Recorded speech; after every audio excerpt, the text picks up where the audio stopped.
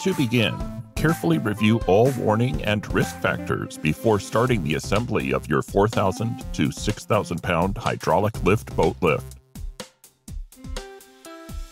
The following tools will be needed for assembling the lift: 7/16 inch wrench, pair of 9/16 inch wrenches, measuring tape, sharp knife or razor, Phillips head screwdriver. Important note: only hand tighten bolts and nuts until lift is completely assembled. Attach all 4 leg pockets to bottom beams using 4 3/8 by 1 hex bolts and 4 3/8 inch brass nuts at each place, as shown. Insert all 4 leg posts into foot pads. Secure using 1 3/8 by 3 1/2 hex bolt and 1 3/8 brass nut at each place. Insert all 4 leg posts into leg pockets. At the desired height, insert 1 3/8 by 3 and 29 32nd pin and secure with 1 hairpin keeper in each place. Slide the lift side left and lift side right end channels onto the 2 bottom beams.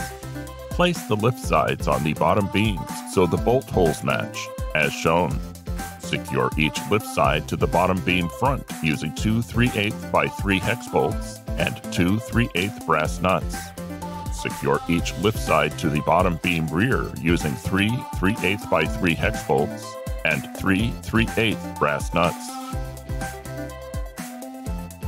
Attach the I-beam front and the I-beam rear to the proper lift sides as shown, using 2 4.0 pins for the I-beam front and 2 4 1/2 pins for the I-beam rear. Insert 1 5/32 by 1 1/2 cotter pin into each pin and bend with needle nose pliers.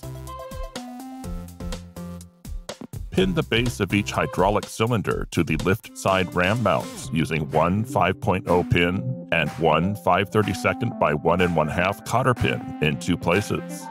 Bend cotter pins with needle nose pliers after installed. Attach each rack side to I-beams using 2 4.0 pins and 2 5/32 by 1 1/2 cotter pins. Bend cotter pins with needle nose pliers after inserted.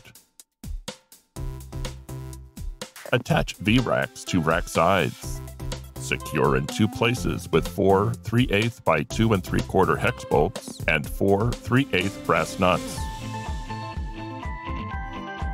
Insert 1 2 1/2 by 2 1/2 blue cap over each lift leg in 4 places. Insert 2 2 1/8 by 4 5/8 blue caps over each V-rack.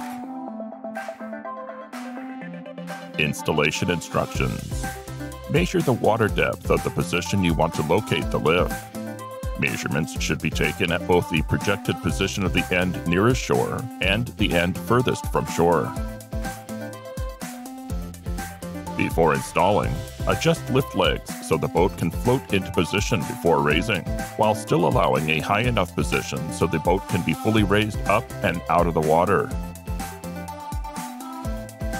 Carefully place the lift into position alongside the dock so that the hydraulic pump and operating controls can easily be set on the dock. Ask your dealer about a wheel caddy unit to allow your lift to be rolled into position. Lake and river bottoms can frequently be uneven. Ensure that your lift is level. Measure the distance from the top of the crossbeam to the water surface. The distance at each of the 4 corners of the lift should be within 2 inches of each other. If they are not, adjust the legs accordingly.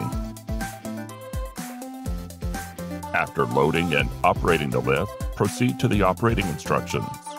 Remove the boat and recheck that the lift remains level. Operating instructions.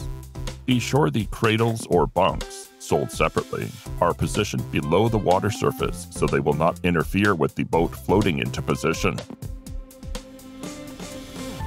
Properly balance and center the boat on the lift prior to raising. The boat should be positioned with the center of gravity near the middle of the lift. For most rear-engine mounted boats, this requires you to position the boat mostly forward in the lift. Carefully bring the lift up until the bunks or cradles have secured the boat.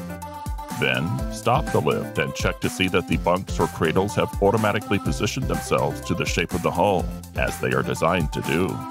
If so, continue bringing the boat out of the water until it is about 1 foot above the surface. Stop the lift again and check the stability of the lift, particularly to see that it is fairly level and will not topple over. Finally, continue lifting the boat while paying close attention to the positioning of the lift until it is in the full upright and over-center position. After loading and operating the lift, remove the boat and recheck that the lift remains level. If the lift is not level, the legs should be adjusted accordingly. Because the lift may settle and become unbalanced, the lift levelness should be rechecked 2 weeks after installation, and periodically as needed.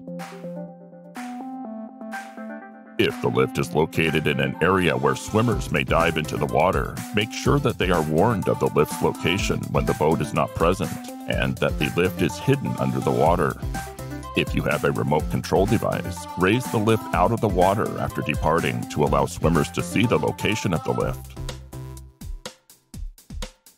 Storage and off-season suggestions. At all times, make sure that you adjust the height of the lift to limit wave action against the hull. A moving boat as a result of wave action will damage the lift and can force the boat off of the lift. ShoreMaster recommends disconnecting the hydraulics box and storing it indoors for the winter, or if you are not planning on using the lift for prolonged periods. To do this, simply disconnect the hoses from your hydraulic box by using the quick disconnects and connect the hoses together.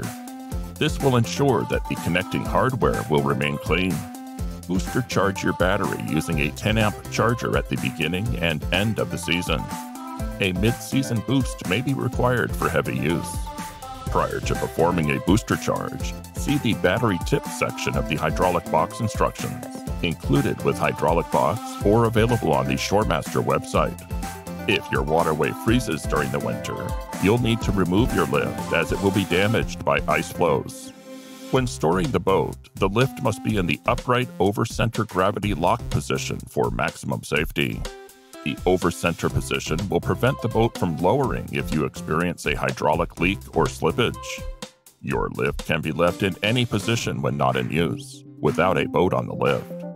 Although we do recommend leaving the lift in the up position to prevent the bunks from becoming slimy and to avoid creating a hidden underwater obstruction. Each spring and fall, inspect nuts and bolts for damage, wear, or loose connections.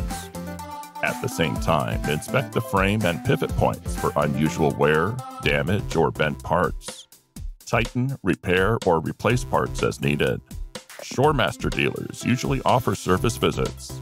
Please contact your dealer if you are unable or unwilling to perform maintenance or service to the lift.